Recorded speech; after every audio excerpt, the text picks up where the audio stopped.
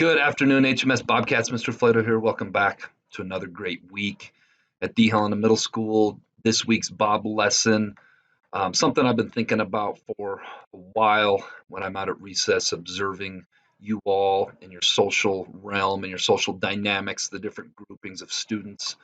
One of my favorite things about HMS is all the different groups of students. One of my favorite things to tell new students when I meet with them and they come into our building is I promise you, you'll be able to find your group.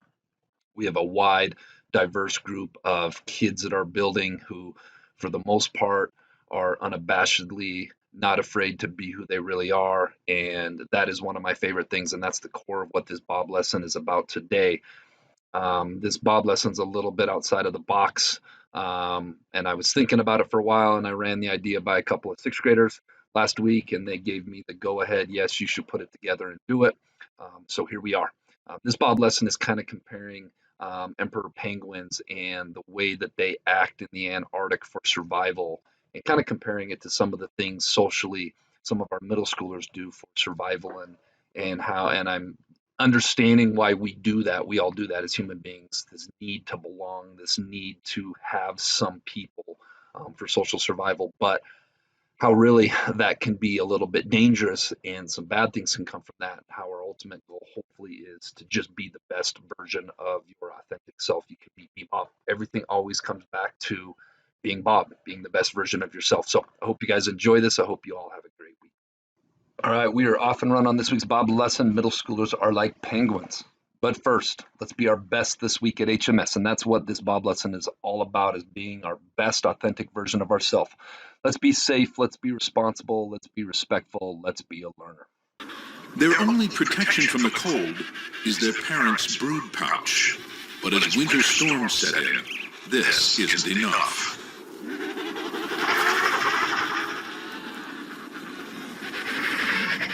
As temperatures reach 40 below, even the adults' only chance of survival is to huddle together. They start to waddle with a single purpose.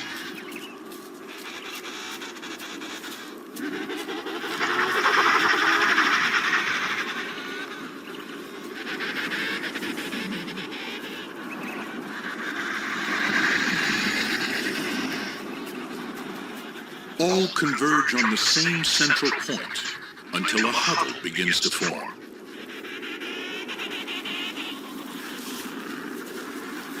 Each penguin must find a place to tuck in.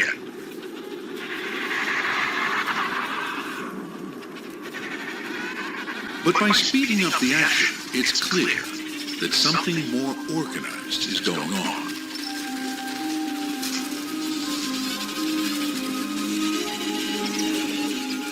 Soon, the huddle numbers thousands, and still more keep coming.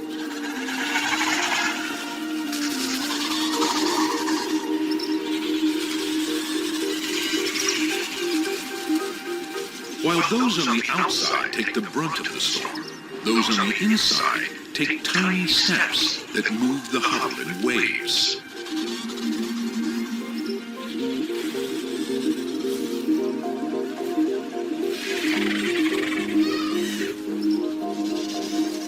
The densely packed penguins continue to shift and rotate from the center.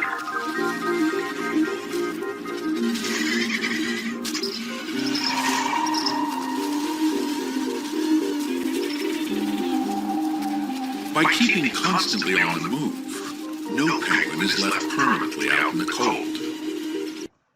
So to kind of drive home what I'm getting at here today, I kind of got it paused here so we can take a deeper look at these emperor penguins. Again, they live in the Antarctic where it's brutally, brutally cold. It gets so cold at points where literally in order for survival, they have to huddle together, use each other's body heat, and shield each other from the harsh temperatures.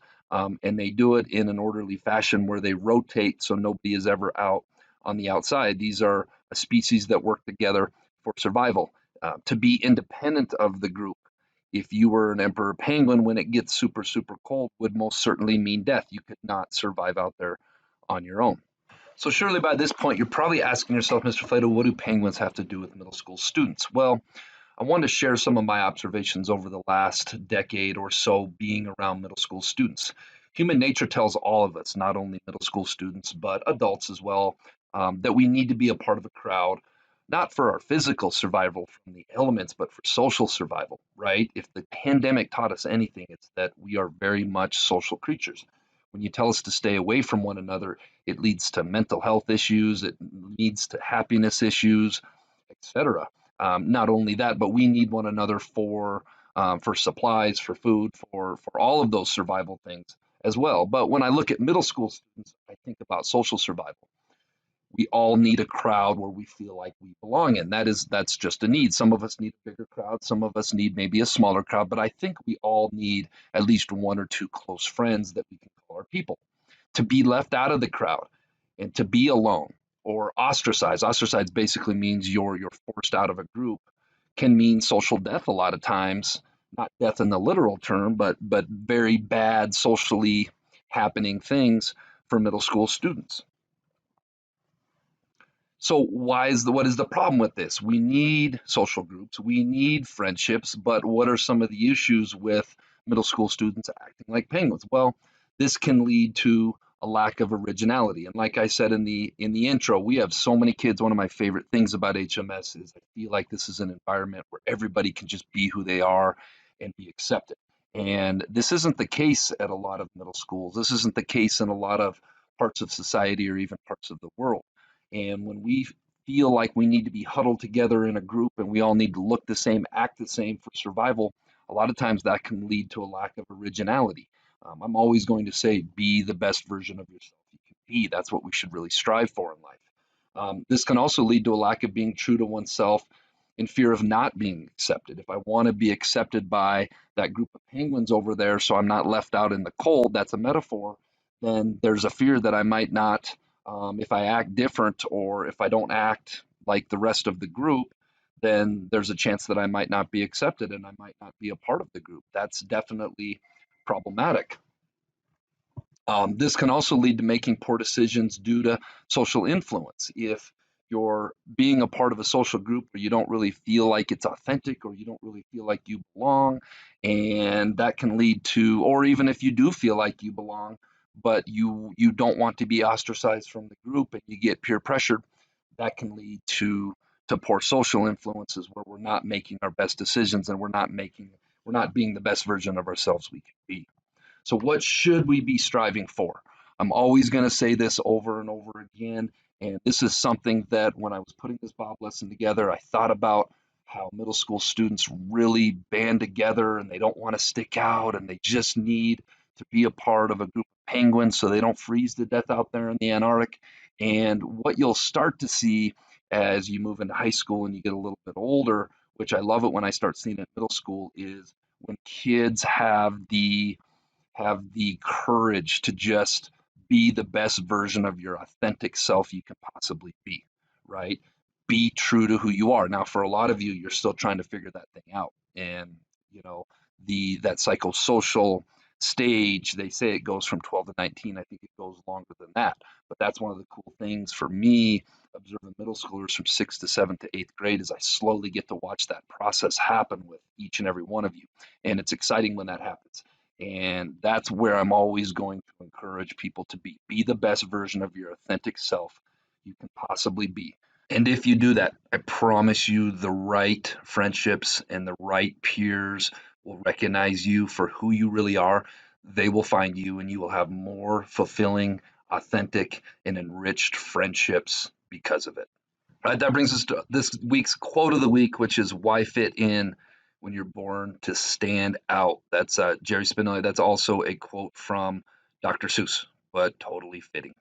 All right, let's give away some jelly beans. This week's Jelly Bean Question of the Week winners: Ashton Jellison, Nolan Drake, Abigail Kramer, Danielle Klein, Elise Roberts. All sixth graders. Where are the 7th and 8th graders at?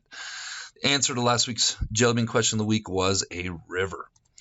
All right, this week's Jelly Bean Question of the Week. What is the only word in the dictionary that's spelled incorrectly? I know a lot of you don't go looking through the dictionary questioning whether words are spelt correctly or not, so this one might be a little harder, I'm thinking. If you think you know, get your answer into the Bob box, turn it in by the end of the week. Tune in next week to see if you're a winner. All right, let's make it a great week at the Helena Middle School.